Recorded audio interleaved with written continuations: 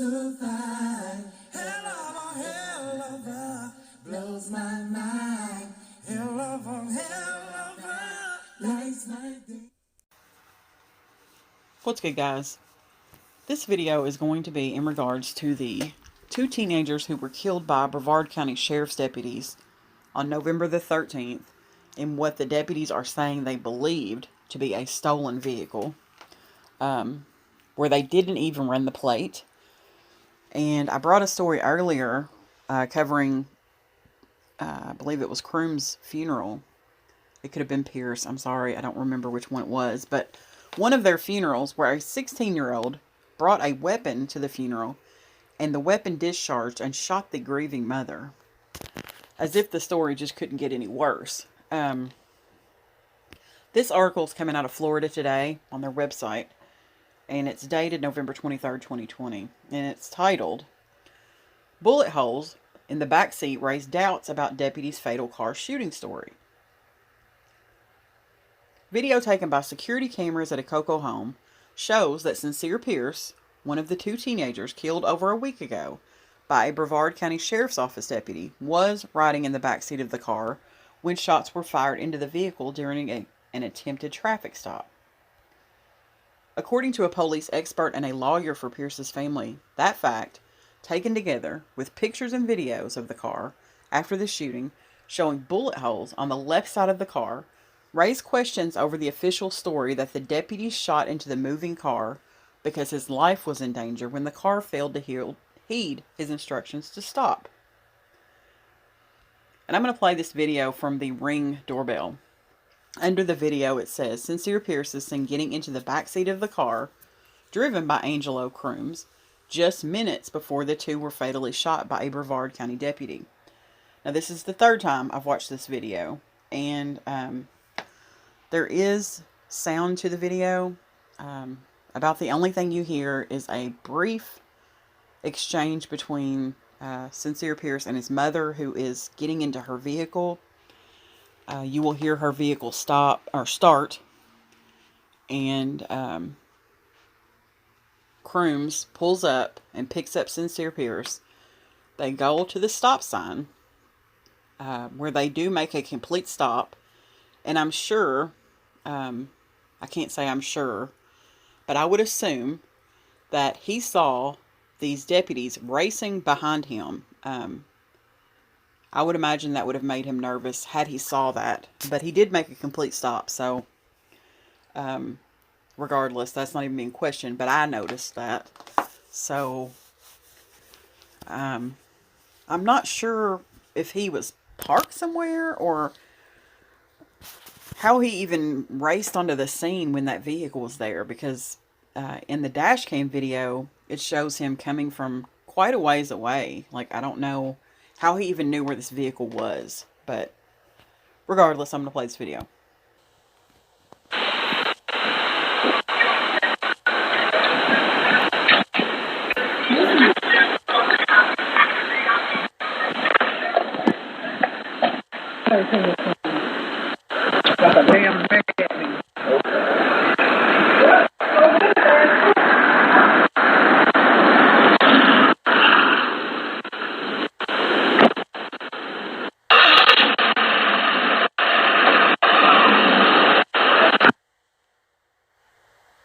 There you see him coming to the stop sign where he makes a complete stop.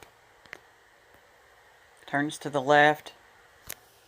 And the deputy is racing behind him.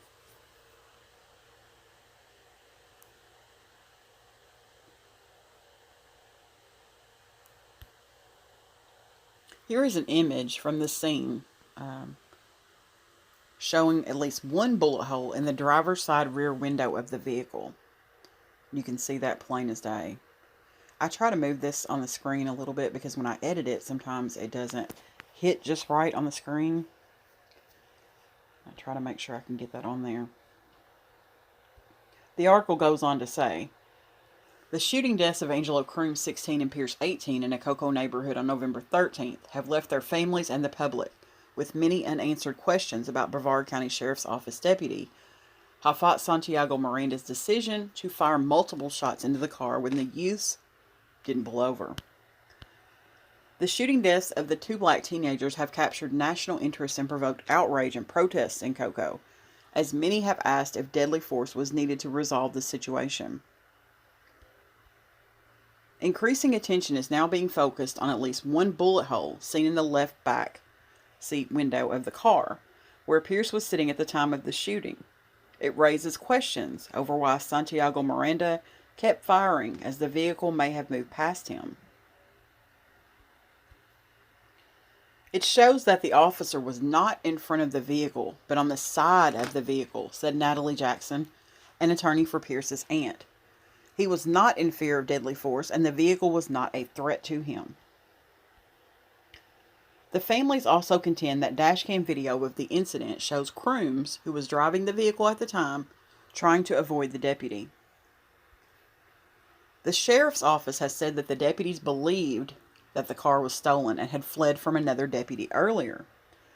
Jackson and family members say the car was lent to the teenagers by a family friend and that it was a case of mistaken identity. Lawyers for the families at the rally Saturday blamed the deputies for not running a check on the car's license plate before attempting to stop it with guns drawn.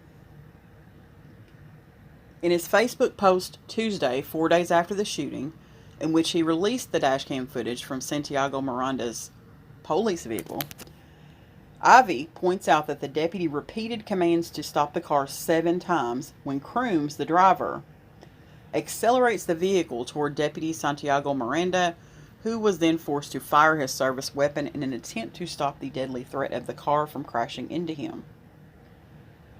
You can actually see the tires of the vehicle turn sharply as the car accelerates towards Deputy Santiago Miranda, who is now in immediate danger of being struck by the vehicle, Ivy wrote, adding that 2 firearms were found in the vehicle, but provided no details. Santiago Miranda can also be heard firing his service weapon at least 9 times. Photos of the car afterwards show at least one bullet hole in the back left side passenger window where Pierce had been sitting. Surveillance footage looking down the driveway at Pierce's home shows him getting into the backseat of the car, driven by Crooms after saying goodbye to his aunt. The footage was taken at 10:31 a.m. and the 2 teenagers were shot shortly after. Okay, so the exchange was between him and his aunt on the Ring video, not his mother. And I just have to stop it right here because I do not understand why that deputy fired into the back seat of the vehicle. What was the purpose of doing that? That person wasn't driving the car. It just infuriates me. There's an image of the video we just watched where we see him getting in the back seat. It's eerie to watch someone's last moments on Earth. To me, it just sends a chill down my spine. According to former Oviedo police chief and consultant Chuck Drago, and that could be Oviedo. I know I'm probably mispronouncing that, and I apologize. Investigators will have to look not only at the overall shooting, but each and every shot fired in the incident. Each use of force will need to be justified under Florida law, and each bullet counts as a separate use of force. From the video, you can see bullet holes in the side of the car. You know, that gives you reason for a lot of questions. If an officer's life is in danger, is it still in danger once the car has passed him? Asked Drago, the former chief, who now works regularly as an expert witness in court cases. The shooting is being investigated by Florida Department of Law Enforcement, whose conclusions should be presented to the state's attorney's office in the next 60 to 90 days. Drago said he was surprised to see Sheriff Ivy declare the shooting justified on social media days after it took place and long before the FDLE investigation was completed. I don't know what the case is here or what the sheriff knows. He may have all the information. I don't know. But typically, to make that type of announcement at the beginning is premature, Drago said. If a sheriff or chief of police has the totality of information needed to declare a shooting justified, then they typically have enough information to share with the families in those cases to put them at ease and make them feel the process is being conducted transparently, Drago added. The families of Crooms and Pierce said at the rally Saturday that they have yet to be provided with any information by the sheriff's office. The family, they're not criminals, so why not at least give them some information? There's always some detail you can share with the family, Drago added. This statement here about where's it at? I probably passed it. Right here. Adding that 2 firearms were found in the vehicle. In my article earlier, that disputed that. So, yeah, that's a little strange. It said there was no firearms found in the vehicle. Also from Florida today, this was 2 days earlier. It says civil rights attorney Benjamin Crump lends his support to families of teens shot by deputy. And here is the in-car camera footage. I'm going to play that again.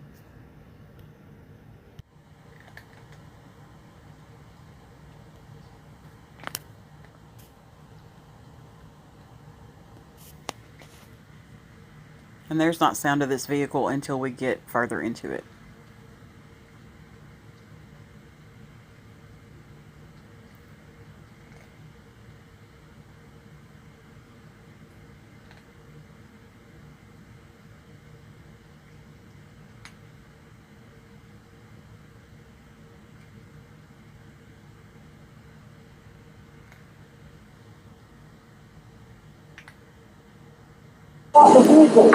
Stop the vehicle!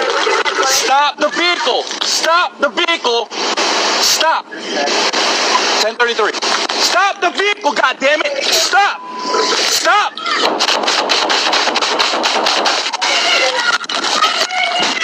Shot fire! Shot fire! You can obviously see, plain as day, that he was continuously shooting even as the vehicle passed him. Handfuls of white balloons floated into the sky above Provost Park in Cocoa Saturday afternoon, just moments before they were being held by the families and friends of A.J. Crooms and Sincere Pierce, the 2 teenagers shot and killed by a Brevard County Sheriff's Office deputy November the 13th. The deaths of 18-year-old Pierce and 16-year-old Crooms have sparked anger and protest locally amid the nationwide debate over policing in America. National figure and civil rights attorney Benjamin Crump came to Brevard County Saturday and, along with his co-counsel, Natalie Jackson, spoke to the media and supporters of the families, saying that he would be seeking justice for the teens. That's an image of Benjamin Crump on the left and Natalie Jackson on the right. He led the crowd in a chant of Black Lives Matter, also saying the names of the 2 teenagers and saying that their lives mattered. I want us to continue to say that until Sheriff Wayne Ivey hears us every day, to the point where they cannot ignore Black lives being taken unnecessarily at the hands of these people who are supposed to be trained to preserve life, not to take life, Crump said. He cited other issues with BCS, such as the death of Gregory Edwards, a combat veteran who died after a violent altercation with corrections deputies at the Brevard County Jail in December of 2018. On the same day the teens were shot, a video of Edwards' last conscious moments in the jail were made public after Florida Today sued the sheriff's office for its release. I'll come back to these photos.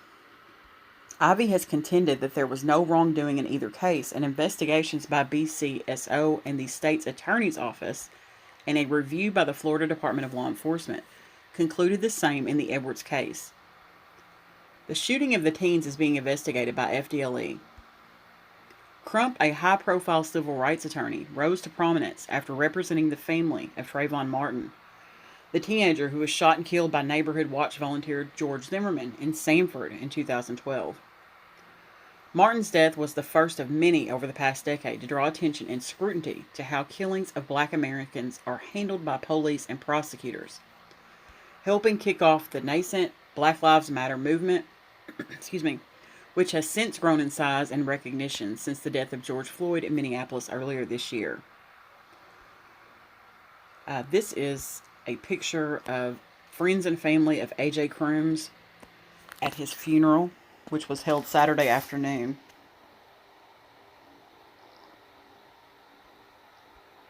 Crump's appearance alongside the family Saturday came just hours after the younger teenager was laid to rest at a Cocoa area cemetery. Crooms was interred at Riverview Memorial Gardens in Cocoa in a small ceremony attended by his friends and family, many dressed in black and camouflage. They laid flowers on his casket before it was lowered into the ground. Addison K. Mitchell, pastor at Parker Memorial Baptist Church, read from 1 Corinthians, "Where, O death, is your victory? Where, O death, is your sting?" Crooms' mother, Tasha Strachan, I think that's how you pronounce her name, was held by those close to her as she said goodbye to her teenage son. Crump has been one voice among a number of national media outlets and social media personalities who have brought attention about the shooting of the teenagers in Cocoa. In contention is just what transpired leading up to the shooting. The family's attorney and Crump's co-counsel, Natalie Jackson, said the deputy was in the wrong to fire at the vehicle, while Sheriff Ivey has said on social media that the use of force was justified. Ivey has said the dashcam video shows the car driving toward Deputy Hafet Santiago Miranda, who gave repeated commands for the driver to stop. Ivey wrote on Facebook that Santiago Miranda was forced to fire his service weapon in an attempt to stop the deadly threat of the car from crashing into him. There are more photos. I'll come back to those. Jackson sees it differently. "We don't have to guess what happened in this case," Jackson said at a press conference Saturday, "because we have video that shows what happens in this case." Dashboard cam released by BCSO shows a vehicle driven by Crooms pulling into a driveway with 2 BCSO cruisers following. 2 deputies with guns drawn repeatedly tell the driver to stop as Crooms backs out and then drives forward. Critics of the shooting have said the young men appeared to be attempting to flee the deputies and were swerving away, not trying to strike Santiago Miranda. Again, there is a picture of Benjamin Crump with co-counsel at the press conference. Ivey said the deputies were looking into the reports of a stolen vehicle and that there were 2 firearms in the car at the time of the shooting. No further evidence was released by BCSO on the shooting. Deputies Santiago Miranda and Carson Hendren were both placed on paid administrative leave pending the outcome of the FDLA investigation expected in the next 60 to 90 days. That part right there is where the bullshit comes in. I'm sorry, but if you do something like that, you should not be paid. You should be placed on administrative leave, period, or let go. That's my opinion, by the way. Jackson told reporters that the teenagers were not driving a stolen car and had not violated any traffic laws when the deputies began to tell them. The law says that an officer can fire into a vehicle if it is posing threat of great bodily injury, she said. I think it's clear that from the path of the bullet and the video that he was not reasonably in fear. He may have been unreasonably in fear, but not reasonably. Sincere Pierce's aunt, Cynthia Byrd-Green, also spoke Saturday about the moments leading up to the shooting. Pierce had just been picked up by Crooms and left the house while Byrd-Green was also leaving in her own vehicle. Byrd-Green stopped driving when she saw the officers initiate the traffic stop and draw their weapons, according to her account. She stopped her car and got out to see why the deputies had stopped the teenagers, fearing the worst. "Please don't shoot into that car. My baby just got in that car," she recalled telling the deputy. "That officer told me to get my expletive back in the car." Crump said that the disrespect and mentality shown in that moment is what led up to the fatal shooting. Crump and Jackson also focused on how the vehicle in question had not been reported stolen, and Crooms had been given permission by the vehicle's owner to use it. If they assume it was a stolen vehicle, all they had to do was run the tags. They would have done that in another community, Crump said. They wouldn't have just started shooting in a more affluent community. So why do they do it in our community? Good question. Go back to these photos. That's Benjamin Crump with the families of A.J. Crooms and Sincere Pierce.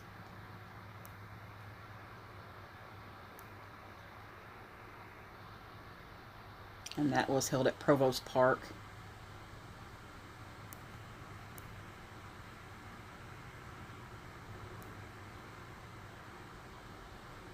He was holding up a program from A.J. Crooms' funeral. Again, Crump and Jackson at the press conference.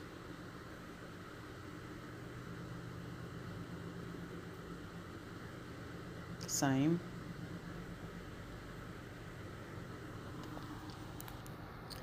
This is the family of A.J. Crooms and Sincere Pierce with Benjamin Crump. Same.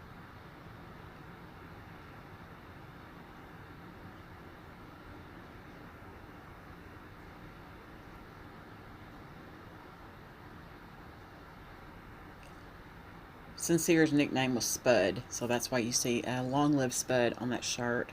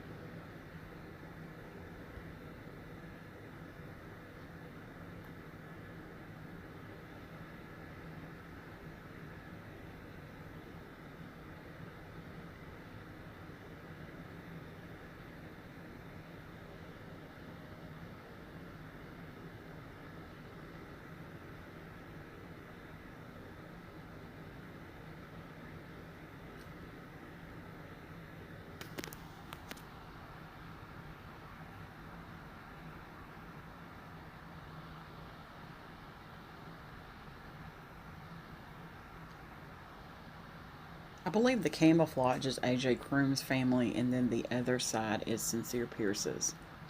That's the way I'm reading it anyways.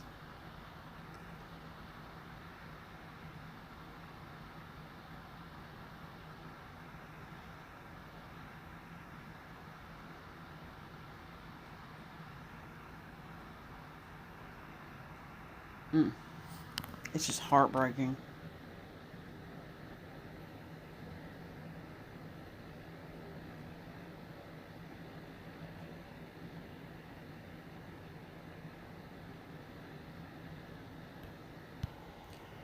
And these are the photos from A.J. Crooms' interment, his funeral.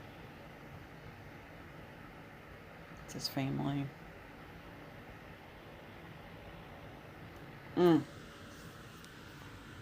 It's hard to look at.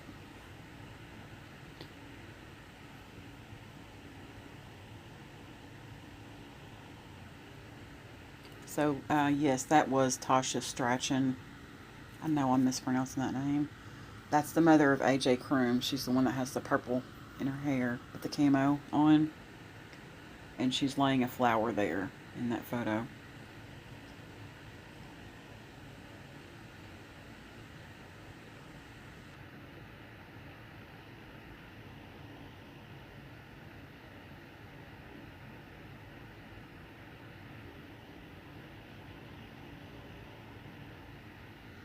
I always say that's the worst seat in the house to have, because you know that's family sitting under that tent.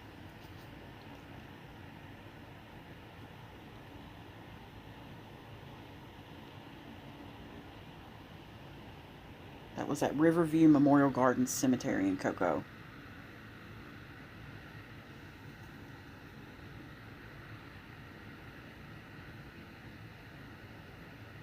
That's a hard picture.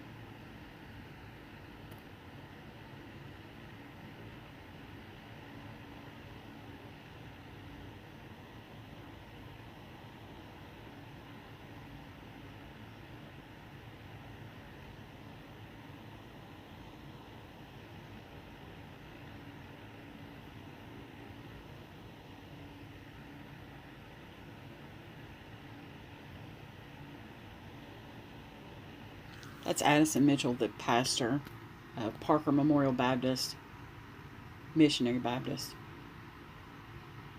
He's the one that did the services.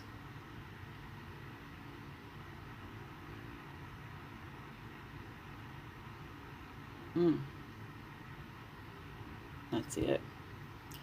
I just wanted to do this story to kind of update what's going on in this case, and I am going to follow this case all the way out. You guys have a great night. Thanks for watching.